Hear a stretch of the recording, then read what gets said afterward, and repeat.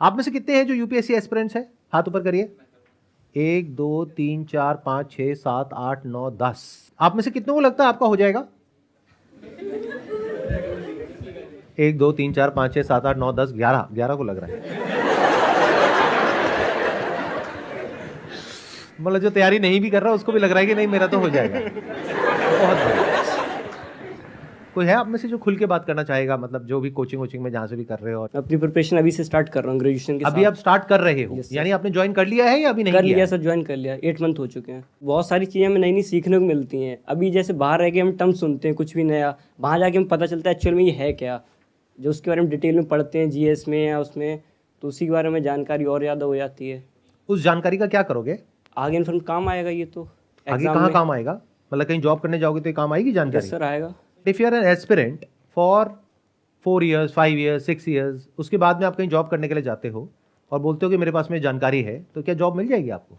वहाँ पर तो नहीं सर, बस ये सोशली और जो थोड़ा इंटेलेक्चुअल और मेंटली ये सब डेवलप्ड हो जाएगा। What is the use of this development? अगर वो क्रैक नहीं हुआ तो मैं आपको डिमोटिवेट नहीं कर रहा हूँ कहीं से भी, एक प्रॉब्लम को हम समझने की कोशिश कर रहे हैं। Are you guys interested? क्या इसको समझ कितने हैं? हाथ ऊपर करो। हाँ ठीक है, समझते हैं। तो अभी आप यूपीएससी की तैयारी कर रहे हो। जी सर। बेस्ट केस सिनेरियो क्या है कि आपका पहले अटेम्प्ट में ही हो जाता है। वर्स्ट केस सिनेरियो क्या है कि जितने भी अटेम्प्ट्स आपके पास में है आपने सारे दे दिए, उसके बाद भी नहीं हुआ, क्योंकि होने की पॉसिबिलिटी ऑलमोस्ट 0% है। ये आप भी जानते हो, मैं भी जानता हूं।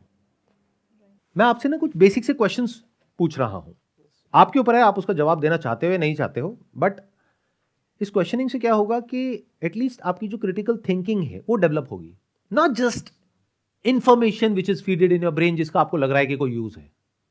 तो बेस्ट केस सिनेरियो ये है कि अगर आपका हो गया तो बहुत ही बढ़िया है, नहीं हुआ तो क्या प्लान है? अभी सर बैकअप को सोचा नहीं है, अभी कॉन्फिडेंस है कि हो जाएगा सर। कॉन्फिडेंस है कि हो जाएगा? वो तो अभी यहाँ पे 10 लोग तैयारी कर रहे हैं यूपीएससी की, उनमें से 11 को कॉन्फिडेंस है कि उनका हो जाएगा। सर अटेम्प्ट हुआ नहीं, लेकिन अंदर से अभी तो आ रहा है कि हो जाएगा। आप मुझे ये बताओ कि ये आपने किया क्यों, ज्वाइन क्यों किया है? लोगों के लिए काम, मतलब वेलफेयर का भी काम कर सकते हैं, जो लोगों को ज़रूरत है। जैसे मेट्रो स्टेशन पे देखो तो देखता हूँ मैं, अभी जैसे जाता हूँ कोचिंग रास्ते में, कि लोग भीख वगैरह, यहाँ पे बैगिंग का काम बहुत ज़्यादा है दिल्ली में, इतना मेरे यहाँ वहाँ नहीं होता है। तो यहाँ के लगता है बोले इसका भी कुछ सोल्यूशन होना चाहिए। ये गलतफहमी हमारे माइंड में कहां से आ गई है कि हम कुछ भलाई करना चाहते हैं तो उसका ये रास्ता है? मुझे ये बताओ कि कौन सा ऐसा इंसान है जो भलाई नहीं कर रहा है? Give me one category of people who are doing something legal. Illegal की बात छोड़ देते हैं, ध्यान से सुनना मैंने क्या कहा। लीगली कोई इंसान कहीं पर जॉब कर रहा है, टैक्सेस पे कर रहा है जिसकी वजह से देश चल रहा है, कहीं पर काम कर रहा है जिसकी वजह से कोई कंपनी चल रही है, जिसकी वजह से आपकी लाइफ चल रही है। आज जो आप प्रोडक्ट्स और सर्विसेज यूज करते हो उसमें से कितनी है जो प्राइवेट कंपनीज बनाती हैं और कितनी है जो पब्लिक कंपनीज बनाती हैं?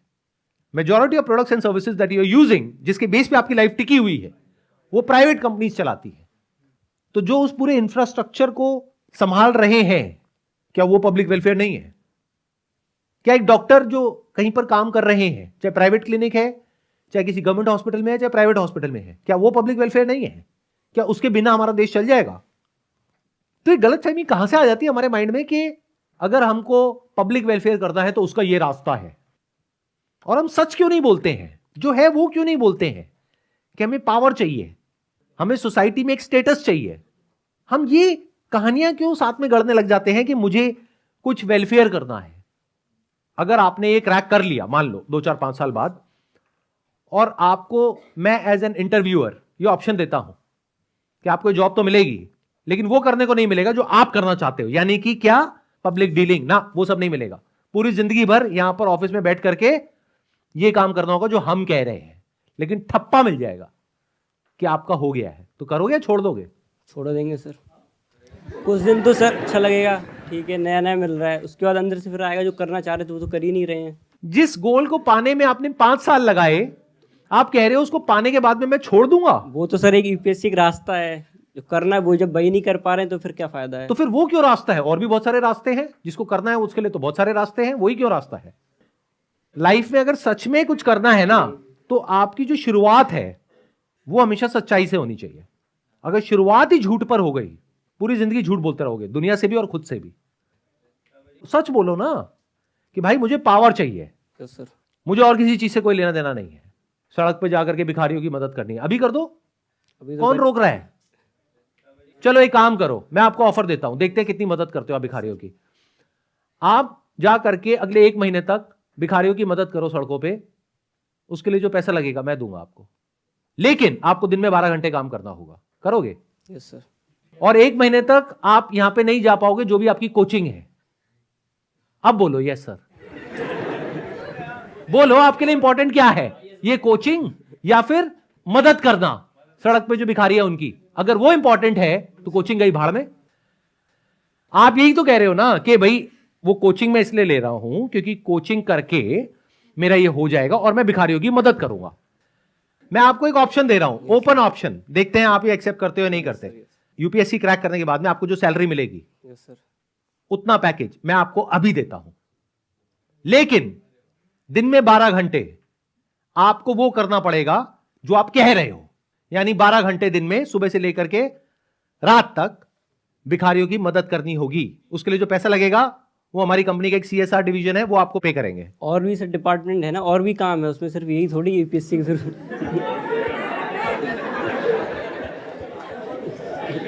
जैसे और कौन सा डिपार्टमेंट है? और भी एक मिनट सुनो सुनो सुनो। हाँ, और भी लोग हैं जरूरतमंद, जिन्हें ये जरूरी नहीं है भिखारी, और भी लोगों का है। नहीं, भिखारियों को आपकी जरूरत है या नहीं है? भिखारियों के लिए आपको उन्हें कुछ तो करना है, है नहीं करना उन्हें है? है सर, और भी है ना। देखो और भी तो फिर और तो बहुत कुछ है, सबका तो आप मदद कर भी नहीं सकते, एक जिंदगी कम पड़ जाएगी। एक जिंदगी में एक कैटेगरी को आपको चूज करना होगा जो आपके लिए सबसे इंपॉर्टेंट है, उसको जो आपको मदद करनी है वो मुझे बताओ किसको करनी है। और मैं आपको ये कह रहा हूं, ये कोचिंग वोचिंग छोड़ो, आपको जो करना है 5-10 साल बाद वो अभी करो और फ्रीली करो।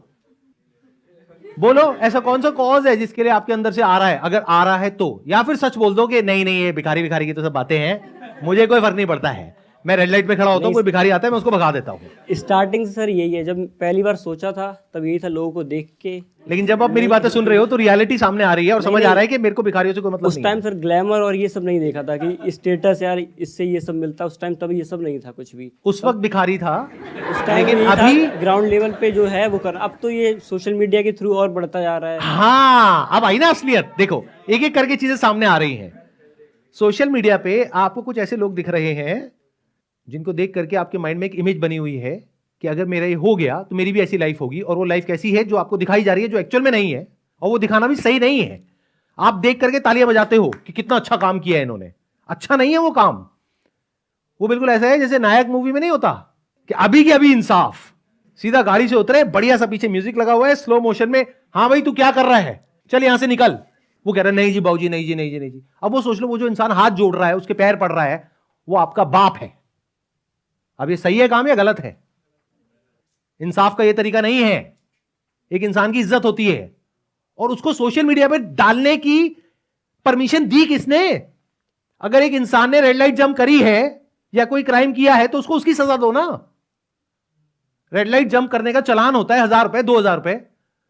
वहां पर आकर के नायक क्यों बनना है, और बच्चों के माइंड में ऐसी इमेजेस क्यों क्रिएट करनी है कि दुनिया में कोई हमारे आगे कुछ नहीं बोल पाएगा और मैं जाकर के किसी के साथ भी कुछ भी कर दूंगा? ये सब वो जो कर रहे हैं ये सब गलत है।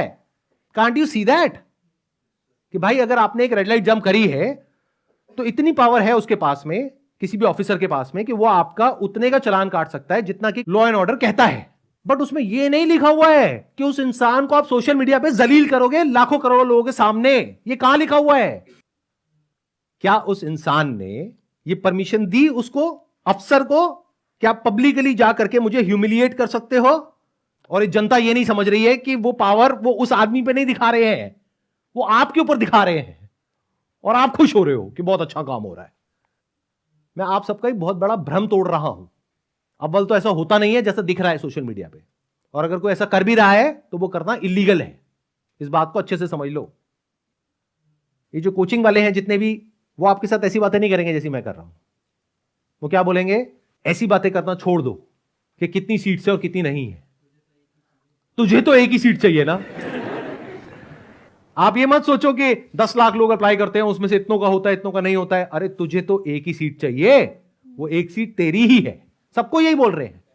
कोचिंग वालों को टॉपर्स चाहिए। अरे कोचिंग वालों को क्या चाहिए वो तो छोड़ ही दो, वो तो एक अलग ही गेम है, और बहुत इंटरेस्टिंग गेम है अगर वो आप समझ पाओ तो। वो अगर किसी में भी थोड़ा सा भी दिमाग होगा तो वो समझ जाएगा कि गेम क्या है और किस लेवल पे है। कि अगर एक कोचिंग में मान लो फॉर एग्जाम्पल 20,000 बच्चा है जो 2 लाख रुपए दे रहा है, तो कितना पैसा हो गया एक साल का? 4 करोड़। 4 करोड़। ऐसे यूपीएससी क्रैक करोगे? जवाब दो। 20,000 इंटू 2 लाख कितना हुआ एक साल का? सर 9 जीरो आएंगे, 400 करोड़ होंगे। 400 करोड़ रुपए वो कोचिंग वाला कमा रहा है, चाहे आपका हो या ना हो। ज्वाइन करते वक्त आप में इतना भी दम नहीं है कि जा करके उस कोचिंग वाले से पूछो कि ये टॉपर्स को छोड़ो, जो आप मेरे को 2-4 नाम बता रहे हो जिनका आपके कोचिंग के थ्रू हुआ है, मुझे एग्जैक्ट नंबर दो कि पिछले साल कितने लोगों ने आपके यहां से किया, उसमें से कितनों का हुआ और कितनों का नहीं हुआ। तब एक परसेंटेज निकल के आपके सामने आएगी और तब एटलीस्ट आप ये कर पाओगे जो अगर आपको करना ही है, कसम खा ली है कि नहीं मुझे तो करना ही है, तो आप थोड़ा तरीके से करोगे। ऐसे नहीं कि बस किसी को देखा और किसी के फेस वैल्यू पे जाकर के कोई भी कोचिंग ज्वाइन कर लिया। फॉर एग्जाम्पल किसी के यहां पे 1000 बच्चे हैं और 10 का हुआ, तो परसेंटेज में कितना आया? 1%। 1%। किसी के यहां पे 10,000 बच्चे हैं और 20 का हुआ, तो कितना परसेंट है? 0.2। 0.2%। तो कौन सी कोचिंग को आपको ज्वाइन करना चाहिए आइडली? 1%। जो छोटी है, जिसकी सक्सेस रेशियो बेटर है, बजाय कि ऐसी कोचिंग को जिसको नाम बहुत है लेकिन सक्सेस रेशियो बहुत कम है। सर रियलिटी तो कोई बताता नहीं है ना अपने बारे में। तो रियलिटी पता करो। क्या ये स्किल हमारे अंदर होनी चाहिए या नहीं होनी चाहिए? होनी इंपॉर्टेंट है चाहिए। या नहीं है? होनी चाहिए। देखो कोई आपको रियलिटी नहीं बताएगा। इस गलतफहमी से बाहर आ जाओ कि कोई आपको रियलिटी बताएगा। इसको छोड़ो, कोचिंग को।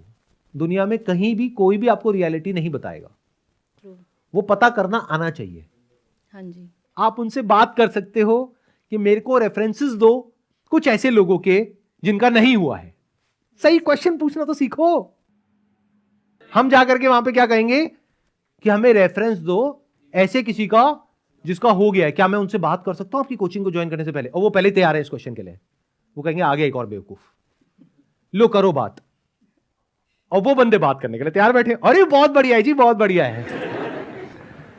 आप क्वेश्चन ही बेकार के पूछते हो, हमें पता ही नहीं कि इंफॉर्मेशन को निकालते कैसे है। उनसे जाकर के बोलो कि मुझे नहीं पता करना कि आपके यहां पे कितनों का हुआ है, क्योंकि मुझे नहीं पता कि उनका एक्चुअल में आपके यहां से हुआ भी है या नहीं हुआ है। I don't know that. हो सकता है कहीं और से हुआ है, सेल्फ स्टडी करके हुआ है और नाम आपका आ रहा है। तो मुझे बस 10 ऐसे लोगों का नंबर दे दो जिनका नहीं हुआ है। मतलब वहां पे जो बच्चे पढ़ रहे हैं, अगर बाहर आप जाकर के एक दिन के लिए जासूसी करो, वहां पे बाहर खड़े हो जाओ जहां पे पान की दुकान होगी, चाय की दुकान होगी, वहां पे जाकर के उन बच्चों से बात करो तो बहुत कुछ आपको समझ आ जाएगा। चाहो तो बहुत कुछ पता कर सकते हो, वो अलग बात है कि हम करते नहीं है। Yes. As simple as. Please have a seat. Thank you sir. Thank you so much for coming.